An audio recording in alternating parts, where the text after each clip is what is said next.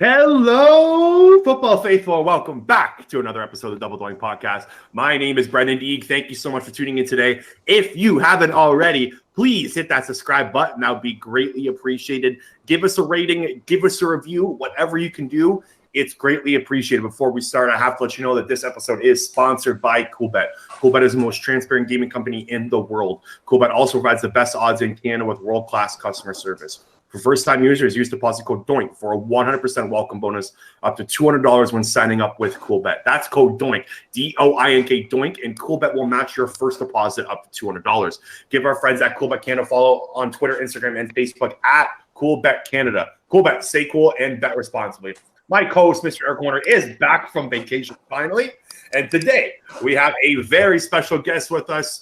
He is the autograph authenticator at Beckett Authentication, and you will know him from Pawn Stars. He's an autograph authenticator on Pawn Stars on History TV. Steve Grad is with us. Steve, how you doing today, my man?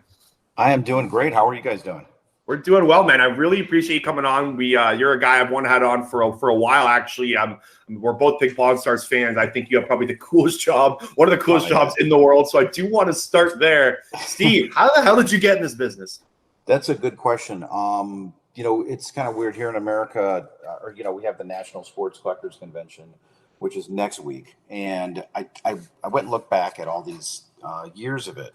And I started looking back and at all the past nationals. And I'm like, well, I've been to 24, 25 or something like that. And for me, at least, that's kind of, right around the era. 1983, I think, was the first one I went to. I started as a kid in the hobby. And from there, it kind of elevated and it kind of came crazy. And, the more you have a passion for something, the more it grows. So for me, it was card collecting and autographs. And then it just continued to grow and grow. It turned into in-person chasing, really in the mid to early 80s at the ballparks in Chicago, mostly Comiskey Park where the White Sox played. And before you know it, I was doing hotels and then celebrities. And, there's music and there's politics, and then I start traveling, and before you know it, I have a business, and before you know it, I segue into an auction house, and then PSA. So, and then from PSA, I left in 2016, and then came on to Beckett and helped them form Beckett Authentication. And it's kind of been a lifelong journey. If you want to know the truth, I've been very fortunate to work in this business. On the side, I thought I was going to have a career in radio for many years. I went to college for that, and it just didn't work out. And then, here I am doing this stuff and seeing literally some of the coolest items you could literally see in the world. I get to see them all the time. I get to, hold Babe Ruth bats and jerseys and, Sandy Koufax's jersey, stuff like that all the time, every day. And it's just like, wow, I'm kind of glad my grandmother, well, it was my mom. My mom wanted nothing to do with it. My dad wanted nothing to do with it. It was my grandmother really who introduced my brother and I to collecting and autographs. And she was an autograph collector back in, the 40s and 50s. So it evolved into that, and here I am today. I'll be 51 in like a week and a half. So I think I'm very fortunate to be able to do this job, and I do not take it for granted. It's tough. There's some really bad days, but you know what? It beats working on top of a roof or digging ditches in 100 degrees. That's for sure. So I'll take it. I appreciate that too, but I'll take this job. So. Yeah.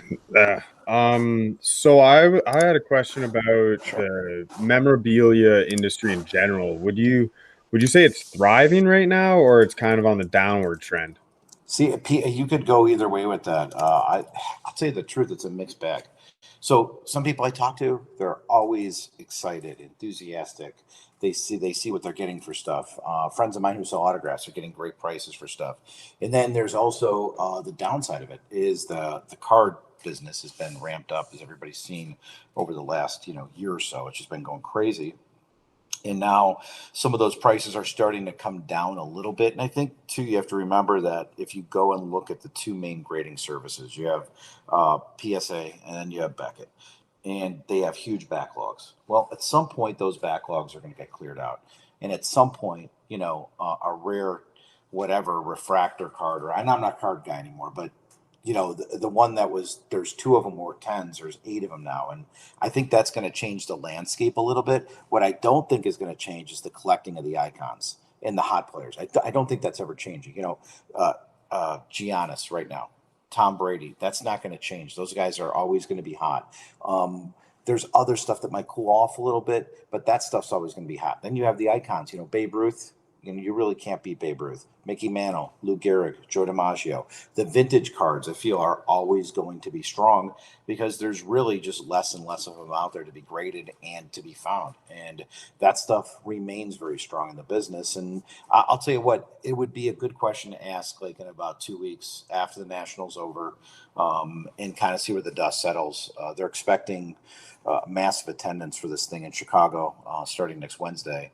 And I think the hobby's kind of buzzing right now. You not only have that, but you have all these leverage buyouts. You have hedge funds guys. You've got, A-Rod wanting to get in the business. Mark Wahlberg, Kevin Durant. They're part of all these investment firms that are putting their money into collectible authentication. And, it's a very interesting time to be part of it. You brought up Babe Ruth. I know he's the golden boy when it comes to autograph memorabilia and whatnot. There's one other name that I've heard around, Honus Wagner. Can you tell the story about his card and why it's so sought after? Well, that T206 card, Honus Wagner didn't want that association with tobacco, So, when he found out about the card, he basically, he wanted them pulled. And they did end up pulling the card. Some of them got out there. Obviously, that always happens, the rare coins that weren't supposed to be minted, there's still some out there. So the cards ended up getting out there. They got in the hands of collectors. And it's become sort of a iconic card. It's become almost, I would say, to be honest, the iconic cards are the 52 Mickey Mantle are the two that kind of represent the entire business. And they have since I was a little kid. And, you'd hear about that card and want to see it. And I've held, I think, maybe about 7 or 8 of them. And there's only, I don't know the count, maybe about 40, 50, maybe less known that are out there. And most of them. I think it's mid-50s, correct. Yeah, I think it might be mid-50s, something like that. Yeah. Yeah. So, I've held all of them. I've seen the super high one, the one with all the controversy, the 8 one. I've had that in my hands a couple times when I was at PSA. So I've had a chance to see that stuff and view it and hold it. And I think that card is still just, it's sort of just personifies collecting. The rarity, the coolness of it, and having one. And I think collectors still seek out that card. They want to find it, even though, if you guys know the controversy behind the PSA 8 Honus Wagner, it still probably could be a $7-8 million card now, maybe 10. Holy who crap. knows? Yeah, maybe 5 million. But there's no telling. 52 Mickey Mantle. There's 3 of them that are 10s graded by PSA. It's estimated that card could fetch anywhere from 10 to 15 to $20 million, just depending on how the market is and what kind of day it is. So those 2 cards kind of symbolize card collecting. And, it's the one thing that I knew about as a kid, when I watched, when I went to baseball card shows and people talked about it in the covers of magazines and the price guides, and everything kind of focused around those 2 cards. And it's still today, everything still does. Now, you could say Michael Jordan's kind of in that conversation with his 86 Flair rookie. I'd say so. But that's a different story. There's a ton of them out there. I believe I saw this morning there's 318 PSA 10s graded by them of the Jordan rookie. And we've seen that price fluctuate anywhere from $730,000 to $20,000 through the last few years. So it's a fascinating card. It's a very interesting how those cards have changed the dynamic of collecting. Right. You brought up a name there, Michael Jordan, which I had a question about there. How much I know it's impossible to put a quantity value on it, but once someone passes away, how much more valuable does their autograph become? Like, because Michael Jordan's still alive and there's so many autographs out there, I'm guessing that kind of brings the value of his autograph down substantially. Just down, you think? Or I missed the last part. Yeah, I just think because there's so many Michael Jordan autographs out there because he's still alive and he signs quite often, I'm guessing that brings the value of his autograph down compared to a legend who's passed away, such as Babe Ruth. Yeah, it's kind of a weird situation. In the case of Jordan, it doesn't really matter. First of all, he's done very few upper deck type signings recently. Years ago they had, the Upper Deck authenticated and still around. And Jordan was, their first big athlete. Jordan, Mickey Mantle, Wayne Gretzky, Dan Marino. They had Joe Montana back in the early days of, when Upper Deck authenticated started. And Jordan really was their guy. But Jordan's also curtailed those type of signings. He doesn't have another company he signs for. He does them rarely. His autograph value went from, I would say this much. It was very interesting to watch it kind of lead up until the Last Dance last year during COVID, which was last like April, May range. And, I remember there was a time when Jordan basketballs, even the Upper Deck Wilson balls, you can get them for $1,300, $1,400. Once the Last Dance started erupting and people got more and more interested in building up, those balls started going and doubling, tripling, quadrupling, $6,000, $7,000. It changed the landscape. His autograph is desirable. It's wanted. Now, do collectors want, a piece of paper signed by him? Well, not the elite collectors, not the guy who's, really wants a certain photo or, vintage autographs of Jordan. But his stuff is still very desirable. It's out there. You're right. There's a massive quantity of it. On the flip side, Babe Ruth, he was a signing machine. That's the easiest way I could say it. First of all, he was the most famous, visible human being on the planet from about 1920 until 1947. Okay. He was out in public all the time. If it was during the season, he was out in public. If it was off season, he was on fishing trips, expeditions. He was traveling, but people saw him all the time. Babe Ruth used to carry in the trunk of his car, he had them, baseballs, and he would pull them out and sign them for people when he saw them.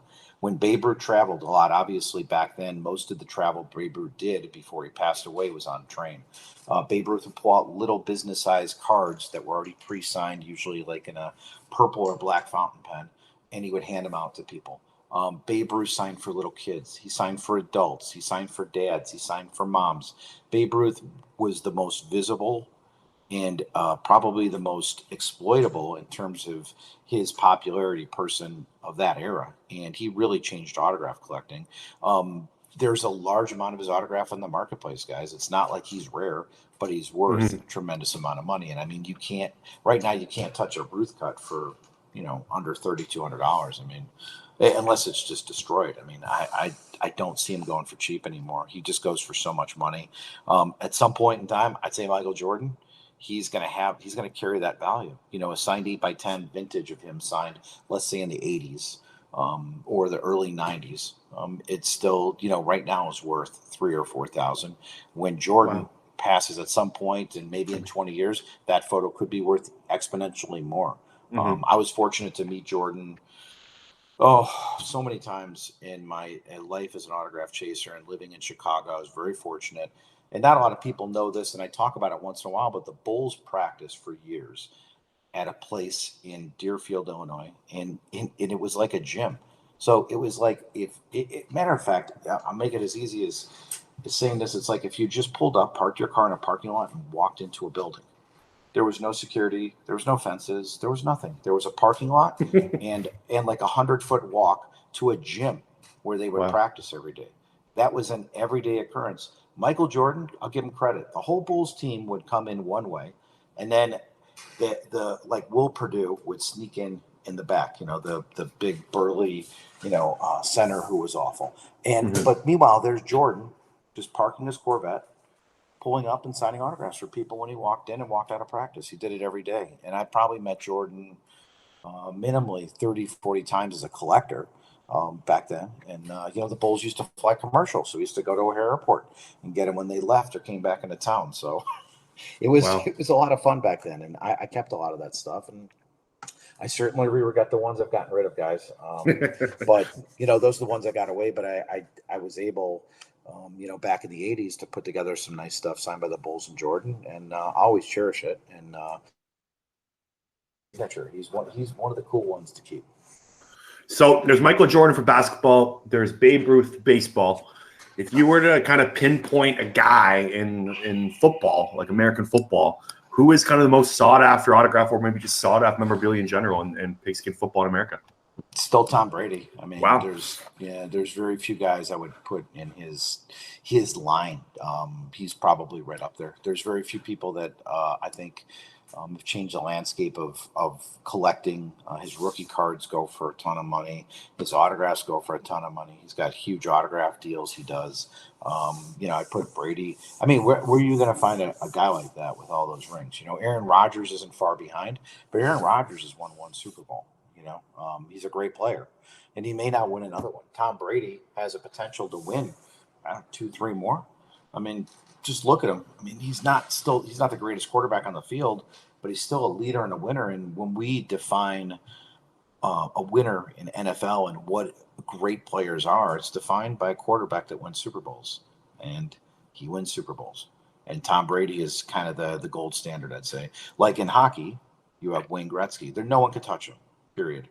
Mm-hmm. There's no other player that will be able to ever touch him. Not Crosby and Matthews, none of these guys. No one is ever going to be able to touch Gretzky, his popularity, and just the iconic status that he carries. And he's, you mentioned, Babe Ruth and Jordan and Tom Brady, but then there's Wayne Gretzky. And to me, hockey collecting comes down to just a handful of players that people really love collecting.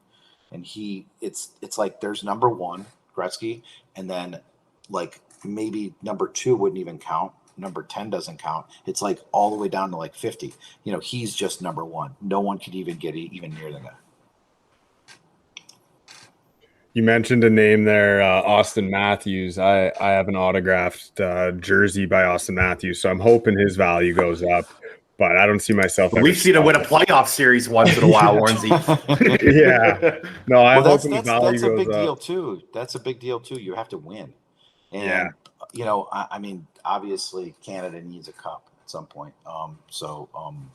Obviously I feel for you guys. And that's, the birthplace, hockey is all about Canada, but I'm not a Toronto fan, sorry. I'm a Blackhawks fan. So we got our championships. So I'm good enough. Are you a Bears fan, Steve? Yeah, of course. Yeah. Oh, there you go, Warnsey. Yeah, I mean, unfortunately, it's a rough haul being a Bears fan. You'd think being in a top 2 or 3 market in the United States, they would be producing winner after winner and be motivated. But the Bears organization has been, I think, not cheap and not frugal, but stupid in spending their money, and really just foolishly has done things. And a good example is back when old man Wirtz died from the Blackhawks, I think in 2007 or 8, and his family, his kids kind of took over Rocky Wirtz, and they said, we're just going to change it. We want to win now. Old school hockey was great back in the 50s and 60s. It was awesome. We loved it. The Hawks were great in the 60s. But, with Stan Mikita and Bobby Hull. But now times are changing, okay? And the Blackhawks said, we are changing. And they evolved, and they won 3 championships in on and off years, starting in 2010. The Bears have yet to embrace the new culture and winning in the NFL. They still think they could do things the old school way. You've got Virginia McCaskey, who's the granddaughter of George Halas, who's the founder of the Bears. She's 96, 97 years old, and she is still clinging on to this old school football hope. When the Bears were playing in a small stadium and much different team. But times have changed, the game has changed, and things have evolved. And I think the Bears, somehow this offseason, I think they finally understood it. They drafted a dynamic quarterback and made a trade for Fields from Ohio State.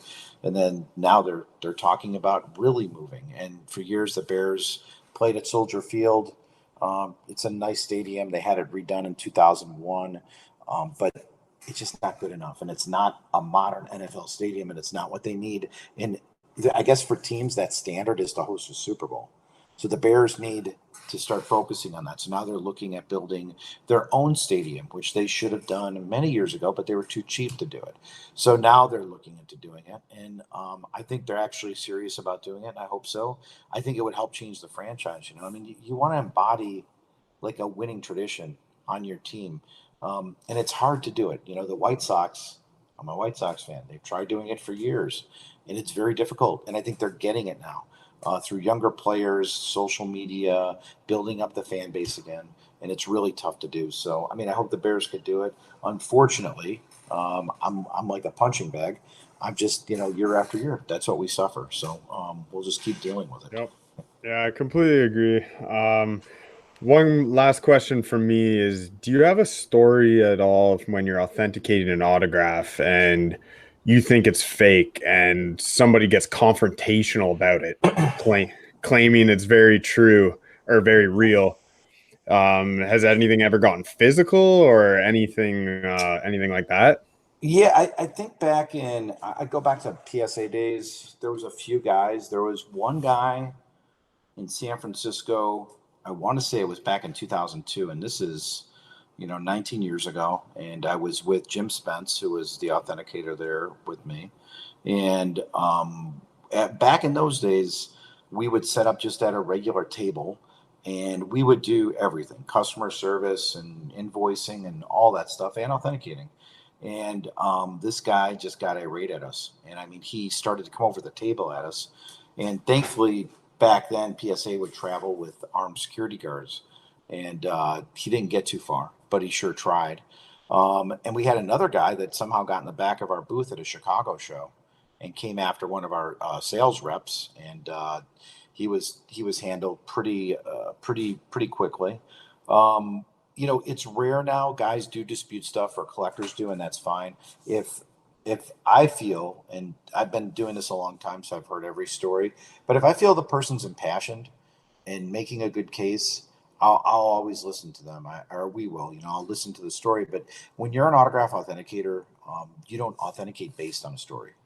I don't want to know that you met this guy or did this. I'm not interested in that. I'm more interested in the autograph. I want to see the autograph for itself. It should speak for itself. Anybody that always tries to sell something too hard is always got an agenda. So I really don't pay attention to that stuff. I try to let it go by the wayside. In once in a while, I'll say, all right, let's hear your story behind this. Let's hear your provenance. And sometimes it's damn good. I just had one the other day where there was a baseball signed by the Rat Pack. And they said, that ball looks strange to me. It looks printed. Something weird's going on. But the guy kept backing it up. He was a newspaper reporter, had articles, letters of provenance. And then after seeing all that, I said, okay, so things kind of fit together. They actually could be real signatures, because the ball looked. What they do now is they take they'll copy a Babe Ruth signature off like, let's say, Heritage Auctions or any kind of auction site, and they'll take a high resolution image, and they'll end up manipulating it and being able to copy it onto a baseball now. So people do that all the time. They're So getting good at it. it's hard to tell. Yeah, and a lot of times people ask me to look at stuff on scans, and with reasonable doubt, I could tell something's real on a scan. But getting it in your hands is a whole different person's. It's a whole different ball game. So yeah, has technology kind of helped people fake more? I guess I don't know if I'm using the right terminology here, but like as technology progresses, as fakes kind of progressed. Oh yeah. I mean, I think when I started at PSA right before I did, there's a guy named John Rogers who's in prison now. One of the worst guys in our business, but he had put out an ad in Sports Collectors Digest, a trade publication, stating, I want to help rid the hobby of fraud, something along these lines. I want to buy back these Babe Ruth. At the time, they were calling laser prints. And they were done very well, actually, back in 2001. There was just a high-resolution copy of Babe Ruth's autograph on an item. It turns out he was the one that had put him out in the first place and sold him. But then he was acting like he was being a good guy and cleaning up the hobby and bringing him back. And I think through time we've seen some really amazing forgers and guys that are just so good at what they do. I mean, I don't want to give them too much credit, but they're just very good. And there's last July in Michigan, there was a forger that was finally busted by the FBI, and his last name was Henkel. And his fakes have been proliferating in our business for, I think, since about the mid 90s. And he was an artist, very talented craftsman. He knew how to age ink. He knew how to do all that stuff. But where he really crossed the line, and this is where it always is funny. People always say to me, hey, can't the FBI do something about this? And I'm like, dude, first of all, the FBI is trying to prevent cyber attacks or trying to, go after terrorists. And, they're really not too much into a guy forging Steph Curry on jerseys. So, they're really not. But this one caught their attention. And the only reason it caught their attention was because he waded into artwork and he started doing masterpieces. And he got caught. He got sloppy. And most forgers forget stuff. This guy, Henkel, would inscribe photos. Babe Ruth had a way of inscribing things. He did it a few different ways, but man, he was consistent about it. And I've seen, I don't know, probably close to 10,000 Babe Ruth autographs. And Babe Ruth just did it certain ways. That's it. You know, he hardly ever wrote best wishes. You know, I mean, just so rare. But he would inscribe photos wrong and incorrectly, and started catching it after a while. So I think about 2004 or 5, I started seeing these photos. I'm like, wait a minute. Yeah, Babe Ruth didn't do this. And then Babe Ruth didn't do his A like this. And then you start picking up on their traits and stuff. But these guys are still out there. There's a guy out in southern New Jersey who has been forging for 25 years consistently. He just had it's usually like around the holidays he'll put up 7 or 8 photos or autograph pieces on eBay, all super high end, you know, all iconic stuff and all horrifically fake. And you know, they'll get pulled off immediately. These guys are out there. So, you know, someone asked me yesterday, what's good advice? You know, if it's too good to be true, well, it probably is. Yep. That's life advice right there. Steve, thank you so much for coming on. I could ask you questions all day, but unfortunately, we got to let you go. You can find Steve on Pawn Stars on History Channel. He's still going. Season 18 is going right now. He is pretty much a regular on there. Steve, am I correct there? You're kind of... Yeah, I think since 2013, I think I started in 2013, and we start filming, I believe, at the end of this month or September sometime for another new season. So, and it's convenient. I live about 5 minutes from the pawn shop, so it all works out good. That's very handy. Anyways, you can also check Steve out at Beckett Authentication. Steve, thank you so much for joining us. Have a good rest of your day. Pleasure, guys. Take care. Thanks, guys. That is Steve Grad of Pawn Stars. Definitely one of my go-to shows. It's one of those shows that's not saying it's always on, but it's always one that you can kind of catch on. This guy's got the coolest job of all time, warranty.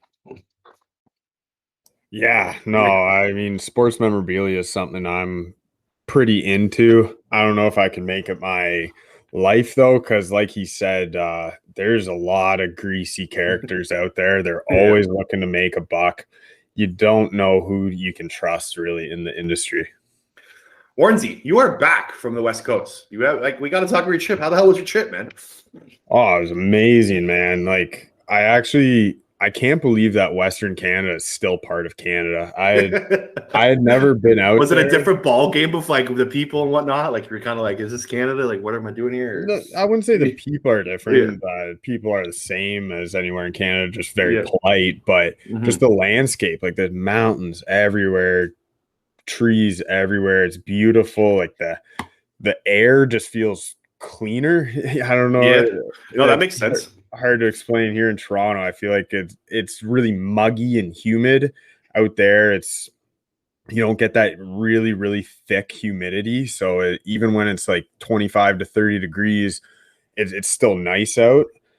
But I loved it, man. It was such a good trip. And I'm more of a sit on a beach and drink a beer type vacation guy. But to go on this type of trip where we're doing hikes every day, it was awesome. It was definitely something that I would do again. And we had a top 5 places for a beer. I think I gotta change my list. And top of a mountain beer after a hike, it hits different. It slaps. It's definitely in my top 5. I'm not sure where I'd slot it in, but that after like a 5-hour hike, you get to the top of a mountain, cracking a beer. It's definitely in the top 5. What was like the coolest sight you saw there? Like I know you did a ton of hikes. I saw some pictures. You're sending me. What was like your wow moment kind of area? The main like touristy hike we did was Lake Louise in Alberta. It's absolutely gorgeous. That was our biggest hike. We went all the way up. It's called Big Beehive, and then just once you get to the top, you see the whole Lake Louise, the little village at the bottom. It was stunning. I would definitely definitely recommend an Alberta trip to anybody who likes nature, anybody who's into hiking. And even for people who aren't into hiking, like I wouldn't call myself a major hiker. I had a blast. Mm-hmm. Yeah, like people think it's just walking, right? It's hiking is, but you gotta have the scenery around you. No, man, it looked like a lot of fun. Glad you're back. I know you enjoyed your time out there. I'm going on vacation next week, so we're both kind of flip-flopping vacations here. Let's talk some football quickly. Cam Akers injury. I don't know why this one hurt. Like we have talked about in this podcast before. I'm big on the Rams going into next year.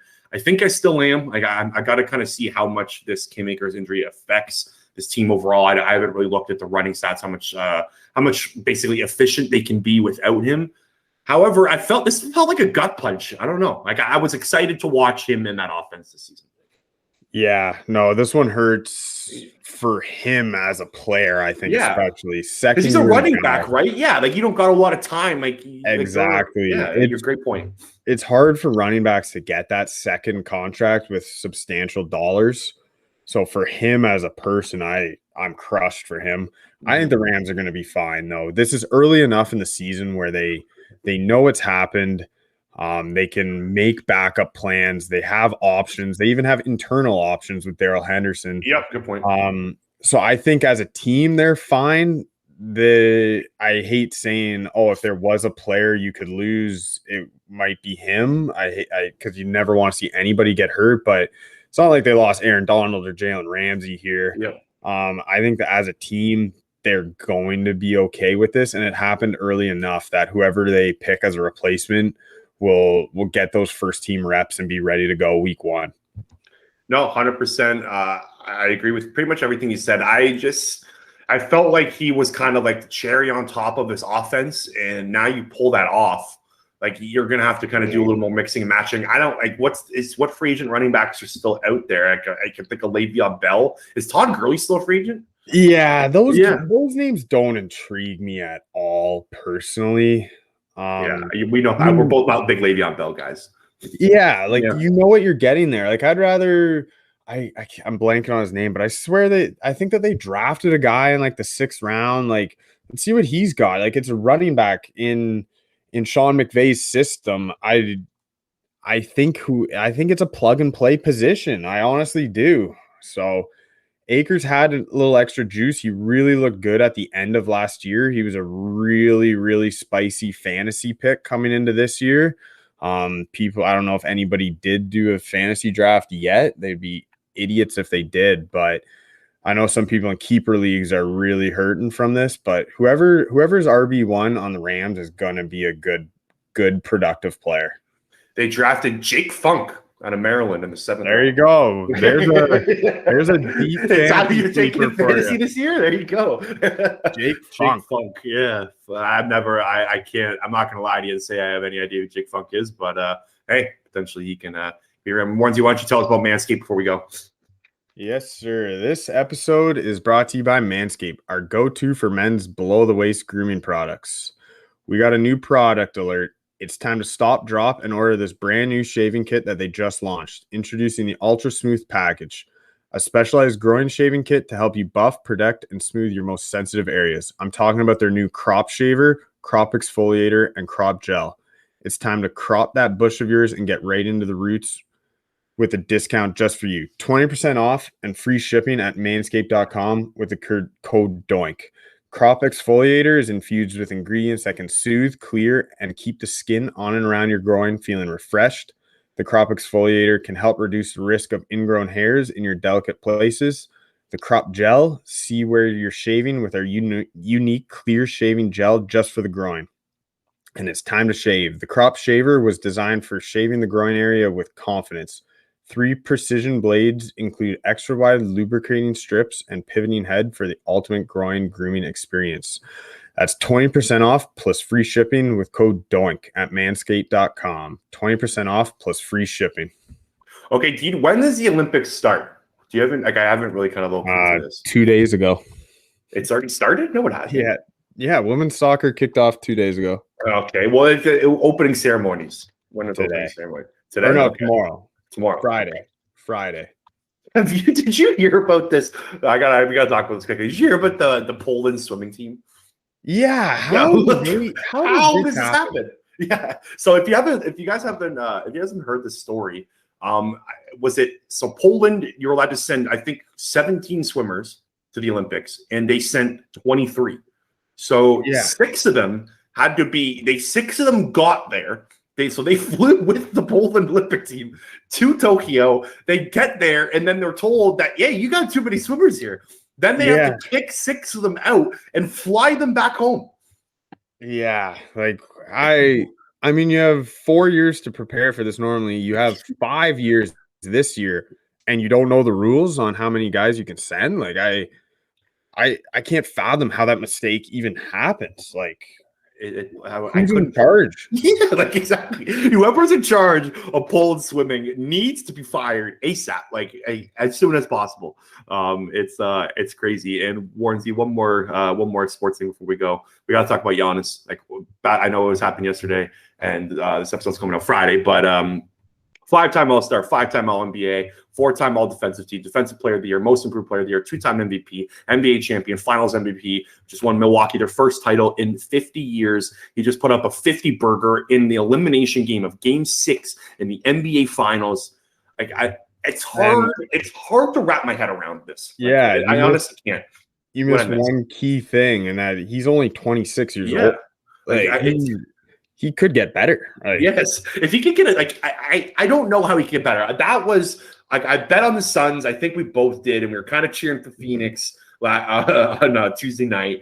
And I was gonna take Milwaukee Game 7. That was kind of my theory. Hammers Suns moneyline Game 6. Bucks moneyline Game 7. I thought, to be honest, on performance in him, but I thought the performance was coming in Game 7. Look, he was incredible. And another thing too that I've kind of been thinking about is, I don't remember an athlete that's been kind of just like generationally loved like this. Like everyone loves him. Yeah, like he's such a likable guy. I don't get how you couldn't like him. He's so likable. And that Game 6 performance, that's a finals performance for the ages. I mean, I was on Suns plus 4.5 with you, but I couldn't believe that Giannis went 17 of 19 from the free throw line. What the hell happened there? He literally just learned how to shoot free throws. Yeah. So from that perspective, like you got to just give him all the credit in the world. The area that he had weakness in Game 6, he made it a strength. And if he's hitting free throws, he's unguardable. Like, I don't know. He was making DeAndre Ayton look small. Like that's a 7-footer that he was just backing down with ease every possession. Like, hats off to Giannis. He deserves all the praise. So I'm going on vacation next Monday, so we are off next week. Eric, are you doing a show? Are you doing an Olympic gambling show? Have you thought about this? I'm gonna look at the events we got and talk to Ziad. We'll see. Maybe I don't know what gambling on the Olympics. This will be the first time I've ever done it. I don't know most of the sports. I'm into the golf for sure. I'll be doing a lot with the golf. I'll be doing basketball for sure. Andre DeGrasse is sitting at plus 700 right now to win the 100 meter. He's definitely getting a sprinkle. So I haven't even looked at the gambling Olympics yet. Anyways, Eric might do a show next week, kind of breaking down what you can bet on in the Olympics. Stay tuned for that one potentially. But I am going away on vacation.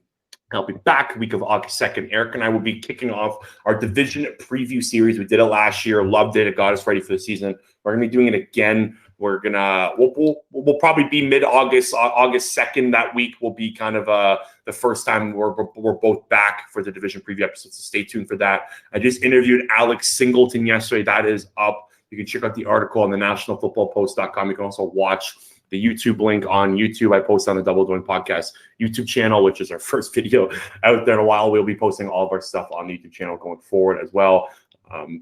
What else? Oh, I'm also going to be posting Alex Singleton interview on the Double Doing Podcast Network, so Spotify and Apple.